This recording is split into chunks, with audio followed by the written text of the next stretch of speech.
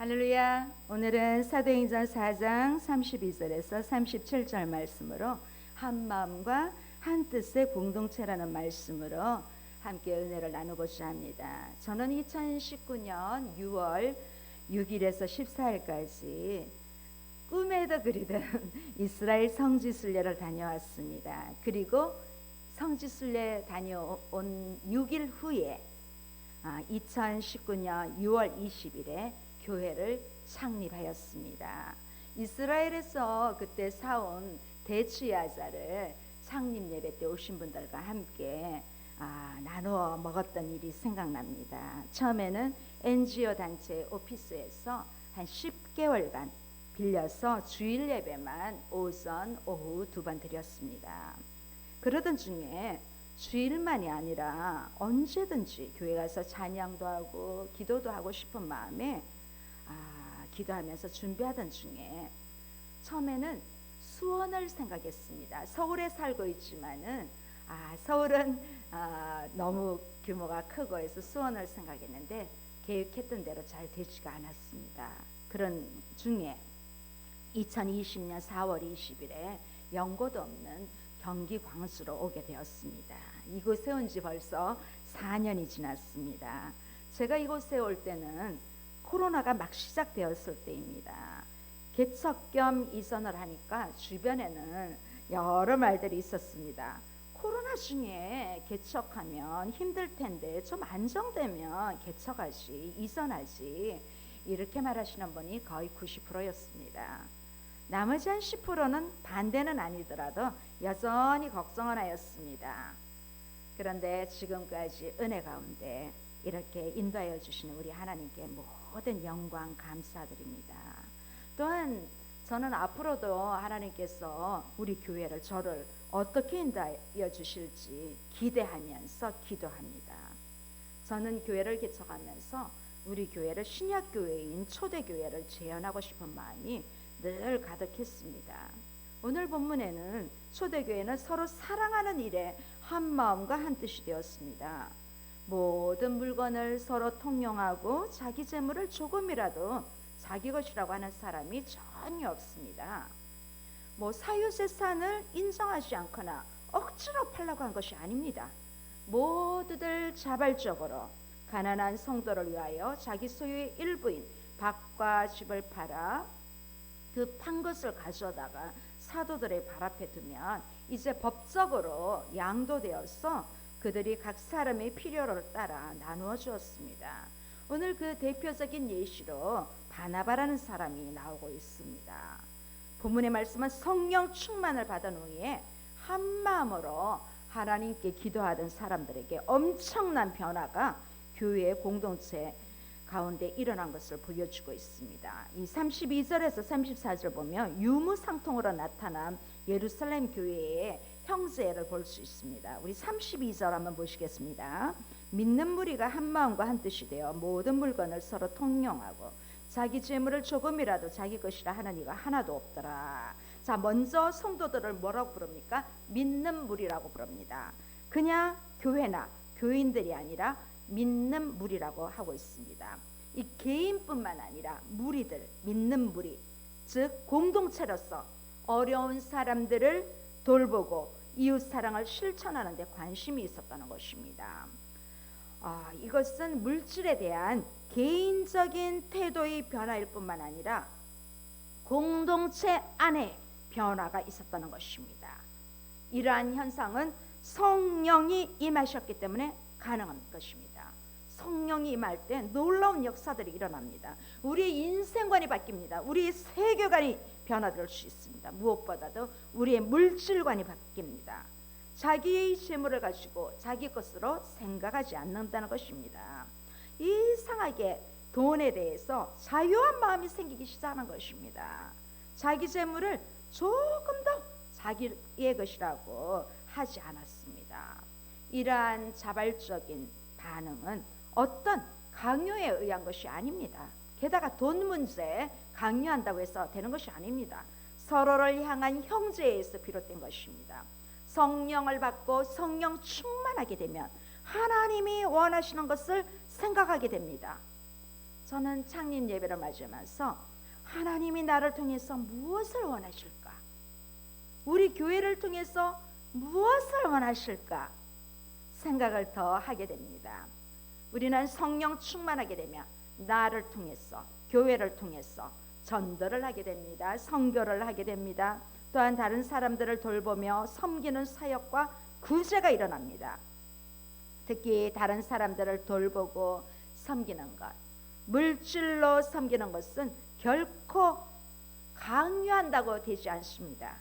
우리는 하나님 사랑으로 가득 찰 때 그것이 흘러넘쳐서 이웃 사랑으로 흘러나가는 것이 성경이 말씀하고 있는 하나님의 사랑이고 이웃 사랑입니다. 이들은 한 마음과 한 뜻이 되었습니다. 우리 사람들은 돈에 대해서 생각이 좀 다 다릅니다.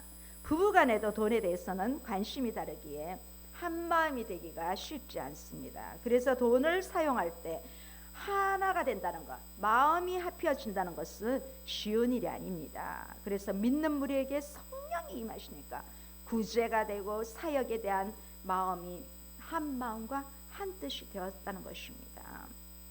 이렇게 교회가 한 마음과 한 뜻이 되면 성령 충만한 교회가 되어서 모든 것이 가능하게 되는 것입니다. 모든 물건을 그들은 서로 통용하였습니다. 다 같이 나누고 썼다는 것입니다. 특별히 다른 사람의 필요가 눈에 보였다는 것입니다. 그러므로 내 물건이 아깝지 않다는 것입니다. 내가 뭐가 있는데 나보다는 저 사람에게 더 필요하니까 내가 주면 좋겠어 하면서 그 사람에게 나의 소중한 것을 아끼거나 숨겨두지 않고 다 가져와 썼다는 것입니다. 사실 자신마다 아끼는 것들이 있습니다. 소중한 것들을 남에게 주는 것이 쉽지 않습니다. 누가 무엇이 필요하다며 내게 소중한 것은 내가 가지고 싶지 아낌없이 주는 사람이 결코 쉽지 않습니다. 그런데 성령이 임하게 되면 다른 지체의 필요가 내 소유보다 더 크게 느껴졌다는 것입니다. 바로 이것이 놀라운 성령의 역사인 것입니다. 그런데 이제 많은 성도들이 이 성령 충만이라고 하면 무슨 기적이 일어나고 기도하니까 아픈 사람이 낫고 귀신이 쫓겨나고 방언하고 예언하고 이런 눈에 보이는 그러한 은사를 생각하기 쉽습니다. 그런데 더 큰 성령의 역사는 나의 소중한 것을 다른 지체와 나눈다는 것입니다. 엄청난 은혜를 경험하고도 물질의 복을 받았다도 자기 것을 전혀 내놓지 않는 사람들도 있습니다. 그러나 진정한 성령 충만은 이웃 사랑입니다. 이웃을 사랑하는 마음으로 몸소 실천하게 됩니다. 저는 창립을 맞이하면서 어떤 교회가 좋은 교회일까 다시 한번 생각해 보게 됩니다. 많은 사람들이 모이면 좋은 교회지요. 부흥이 일어나면 좋은 교회지요. 저는 이보다 더 좋은 교회가, 헌신된 사람이 많은 교회가 더 좋은 교회라고 믿습니다. 교회 안에서만 헌신하는 것이 아니라 가정에서도 직장에서도 더 나아가서 주님의 제자로 살아가는 사람들이 좋은 교회라고 믿습니다. 우리는 많은 성도들 속에, 많은 양 속에 양질의 성도들도 헌신자들도 많이 있겠지만은 무엇보다도 더 중요한 것은 예수님의 제자로 이 땅에서 살아가는 사람들이 많은 교회가 좋은 교회예요. 건강한 교회라고 믿습니다. 이렇게 사랑을 실천하는 것이 우리 그리스도인의 바로 믿음 생활의 핵심인 것입니다. 그러다 보면 자기의 재물을 조금도 내 것이라고 하는 이가 없게 되는 것입니다. 물건을 서로 나누어 쓰고 자기 돈을 자기 돈이라고 주장하지 않는 것입니다. 이렇게 성령의 역사가 일어나면 가능한 일이지만 성령의 역사가 아니고는 할 수 없는 일입니다. 그런데 이 모든 일들이 초대교회 안에서 정말 평등하게 하며 자기 것을 주장하지 않았다는 것입니다. 인간적인 방법이 아니라 성령께서 역사하셔서 자발적으로 한 것이기 때문에 다 가능한 것이었습니다. 분명히 내 건데 내 게 아닙니다. 성령이 역사하시니까 내 물건과 내가 가진 돈이 다 내 것이 아니라 하나님이 주실 물건이고 그 돈이기 때문에 이제는 하나님이 원하시는 대로 내가 당연히 써야지 하고 내놓게 되어 있습니다. 누구에게든지 강요가 아니라 시켜서 한 것이 아니라 스스로 했다는 것이 바로 성령의 역사입니다. 이렇게 성령이 역사하면 개인도 교회도 변화하게 되는 것입니다. 우리 33절에서 35절 한번 보시겠습니다. 사도들이 큰 권능으로 주 예수의 부활을 증언하니 무리가 큰 은혜를 받아 그 중에 가난한 사람이 없으니 이는 밭과 집 있는 자는 팔아 그 판 것의 값을 가져다가 사도들의 발 앞에 두매 그들이 각 사람의 필요에 따라 나누어 줌이라. 자, 이렇게 성령이 역사하면 교회가 은혜를 받습니다. 성도가 은혜를 받습니다. 사도들이 큰 권능으로 예수님의 부활을 증언하니 무리가 다 은혜를 받았습니다. 이 사도행전의 핵심이 예수는 그리스도, 그 예수 그리스도는 부활하셨다. 여기에 베드로의 메시지고 바울의 메시지입니다.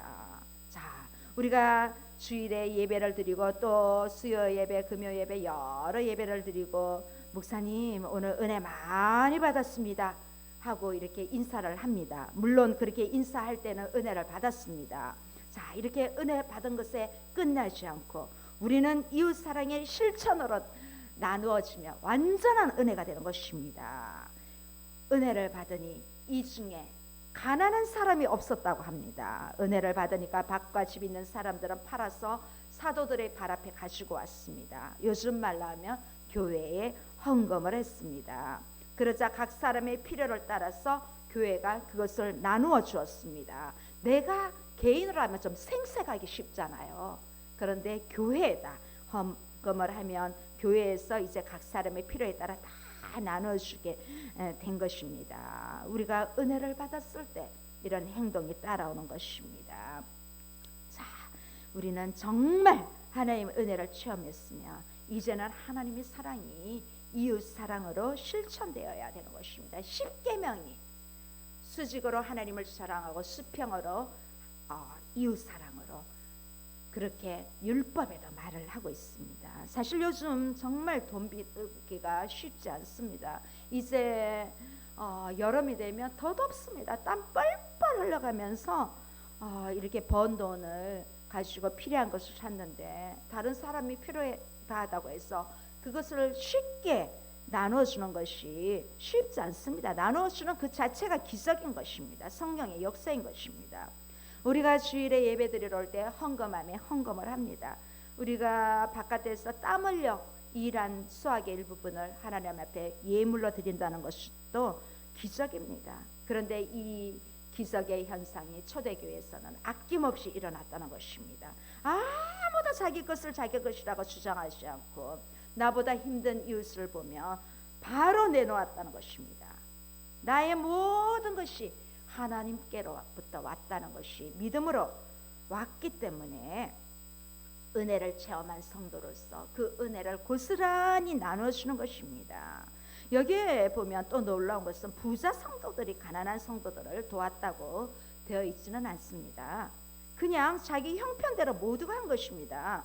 밭과 집이 있는 사람들은 그것을 팔아 헌금을 했는데 그 외에도 많은 사람들이 서로의 가진 물건들을 나눠주고 자기의 재물도 나눠주면서 이렇게 한 사람 한 사람 작게 있는 사람 작게 있는 대로 크게 있는 사람들은 크게 모두 동참한 것입니다.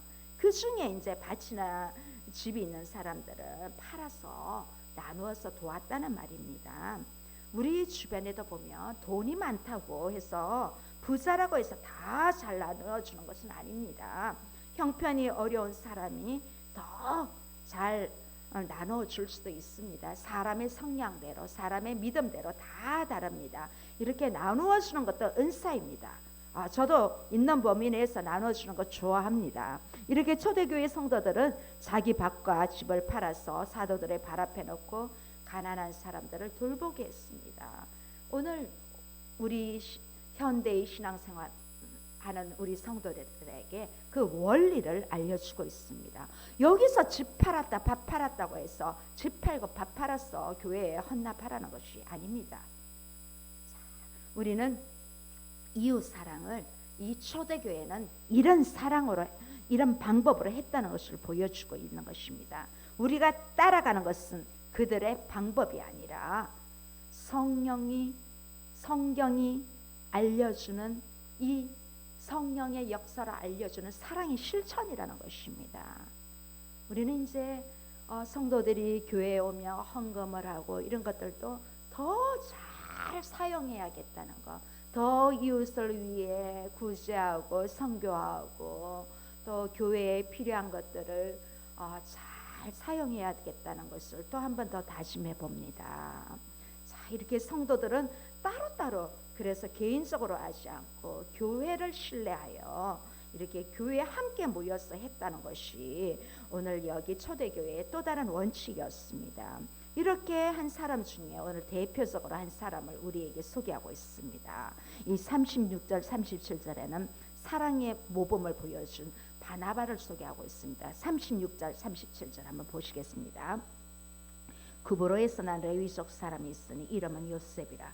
사도들이 일컬어 바나바라 번역하며 위로의 아들이라 하니 그가 밭이 있음에 팔아 그 값을 가지고 사도들의 발 앞에 주니라. 이 초대교회에서 자신의 소유를 팔아 가난한 사람들을 자발적으로 도운 대표적인 사람을 바나바의 선행을 먼저 소개하고 있습니다. 이 바나바는 앞으로 사도행전에서 그의 성품과 신앙을 겸비한 훌륭한 지도자로 등장하고 있습니다. 원래 본명이 요셉입니다. 우리 신구약 성경을 보면 요셉이라는 이름이 엄청 많습니다. 좀 동명이인의 사람들과 구별하기 위해서 사도행전에는 위로의 아들이라는 이름으로 그런 뜻으로 바나바로 별칭을 붙여주었습니다. 이 위로의 아들은 어디 가든지 위로하고 격려를 주는 그러한 사람이라는 의미가 그 이름에 담겨 있습니다. 이 바나바라는 사람은 구브로 섬 출신이에요. 또한 레위 출신입니다. 레위 족속. 요즘 말로 하면 목회자 집안입니다. 12지파 중에 하나님이 그 특별히 레위 지파를 택하시고 그 중에도 이제 아론과 그의 후손들은 제사장으로 세우고 나머지 레위 사람들은 성전을 돌보는 사람으로 세우셨습니다. 그래서 땅을 주지 않고 성전 일만 하도록 하였습니다.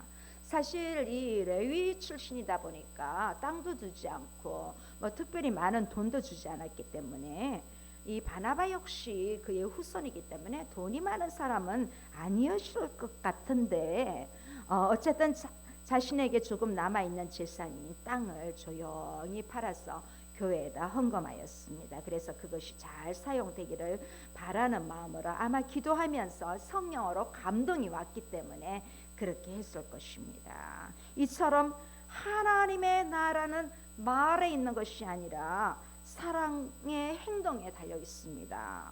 우리는 이웃 사랑을 입으로 할 때가 많습니다. 우리 성도들 중에도 내 옆에 있는 사람이 당장 힘들어 먹을 것이 없는데도 잘 될 거야 조금만 참아봐 이렇게 말로만 하면 안 됩니다. 라면이라도 갖다 줘야 합니다. 이렇게 내 손발이 움직여서 보여주는 것입니다. 자, 오늘 여기 본문에서는 바나바가 이렇게 땅을 팔아서 바쳤다고 되어 있는데 사실은 바나바만 한 것이 아닙니다. 그런데 이렇게 여기에 특별히 바나바라는 이름이 언급된 것은 앞으로 이제 사도행전 전체를 볼 때 이 누가가 저자잖아요. 누가가 바나바를 미리 소개하고 있습니다.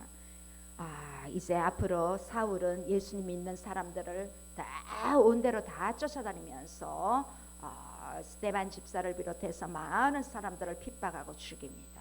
그런데 어느 날 그가 회심하여 예수님을 만나게 됩니다. 사람이 변했도 예수 그리스도를 위하여 죽기로 작정하고 변화된 바울도 처음에는 인정하지 않습니다. 저 사람 예수님 믿는 사람 다 죽인 사람인데 어떻게 우리가 저 사람 믿을 수 있나. 그럴 때 이 바나바가 바울의 곁에서 이 사람 그런 사람이 아니다고 특별히 하나님 부름받은 사람이라면서 함께 전도 여행도 가고 그렇게 하고 있습니다. 그래서 아마 이 바나바를 여기서 특별히 인물을 소개하고 있는 것 같습니다. 저는 이 메시지를 준비하면서 정말 초대교회가 성령 충만했던 것처럼 오늘 우리 교회도 성령 충만하기를 간절히 소원하며 저부터 성령 충만하기를 소원하면서 기도하고 있습니다.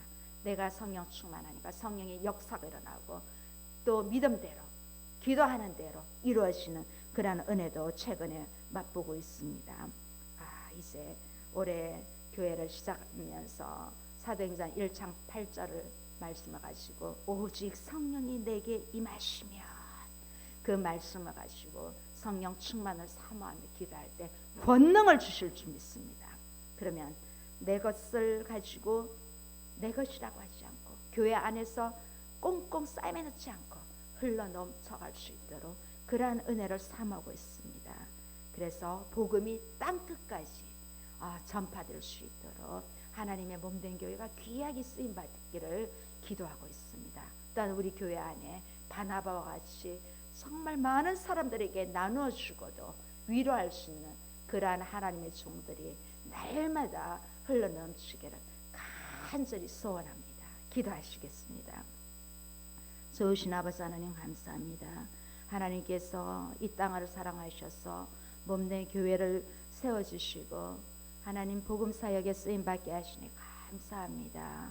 이제 다시 한번 성령 충만을 사모하며 하나님 말씀을 열방을 향해 나아갈 수 있도록 은혜를 베풀어 주시옵소서. 몸된 교회 바나바와 같이 충성된 일꾼들이 넘쳐 나올 수 있도록 그들이 많은 사람들에게 영향력을 끼칠 수 있도록 믿음의 본을 보일 수 있도록 하나님 몸된 교회를 사용하여 주시기를 간절히 소원하며 우리 주 예수 그리스도의 이름으로 기도드립니다. 아멘.